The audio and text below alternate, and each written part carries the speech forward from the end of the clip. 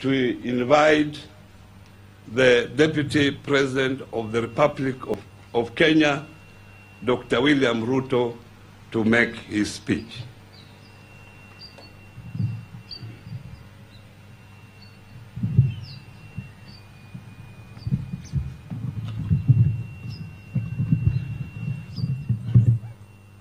Your Excellency, the President of the Republic of Kenya, the Honorable Uhuru Muigai Kenyatta,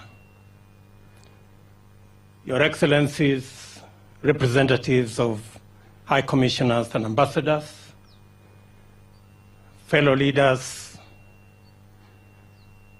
dear Kenyans, wherever you are watching this event from across our nation. Your Excellency, 57 years ago, Kenyans made sacrifices for us to have the most important thing in life, that is to make decisions for ourselves and to chart our destiny. We have had a journey of 57 years. And every generation and every government have had to grapple with tough decisions when faced with challenges as a nation. But in no generation and no government, Your Excellency, has experienced the kind of challenge the COVID-19 pandemic has caused to our country. Today, this celebration is unique. It's never happened like this. Today, Your Excellency, our schools are closed. Our places of worship are shut. Millions of Kenyans have had to leave work. Traders and business people have had their businesses affected. And our life as a nation and as a global community is upside down. To use the words of Mutahi Kagwe, things are really abnormal. In fact, Your Excellency, while it was normal for somebody to cough, nowadays it is no longer normal. When somebody coughs, others step back and ask whether everything is okay. I remember the other day when I went back home, working from the office at the residence, and inadvertently I stretched my hand to my young daughter to greet her. She told me, there is the sanitizer. That is how abnormal things are today.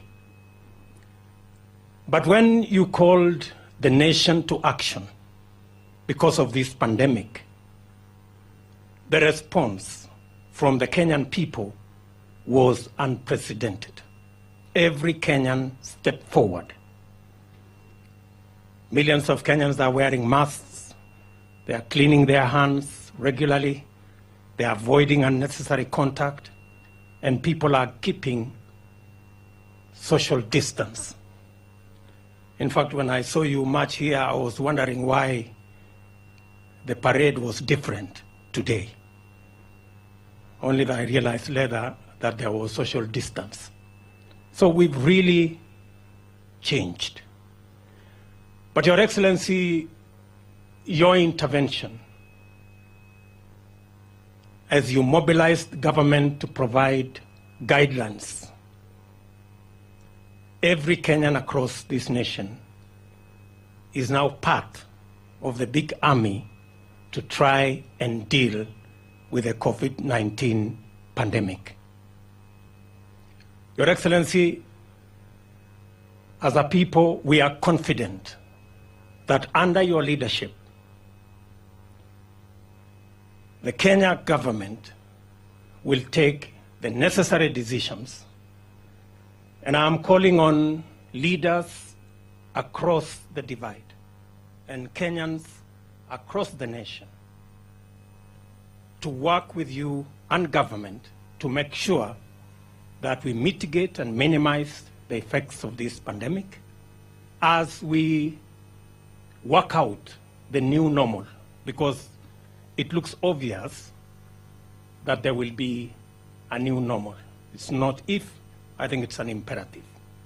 And if we can fashion that new normal, then we can move into the phase of ensuring that we deal now with the effects, how to open our schools, how to open our businesses, what kind of support we can give to our SMEs, and how we are going to open our places of worship.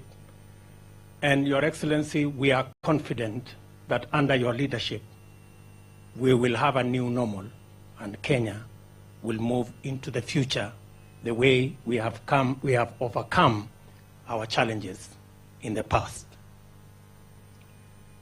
Finally, Kenyans, Your Excellency, are praying. Kenyans are praying for you, Kenyans are praying for their government, and Kenyans are praying for our nation. Many spiritual leaders across this land are praying. In fact, the COVID-19 pandemic has made everybody realize our inadequacy and what God can do. Your Excellency, this is your day. The nation is waiting because we are in a very peculiar place. Ladies and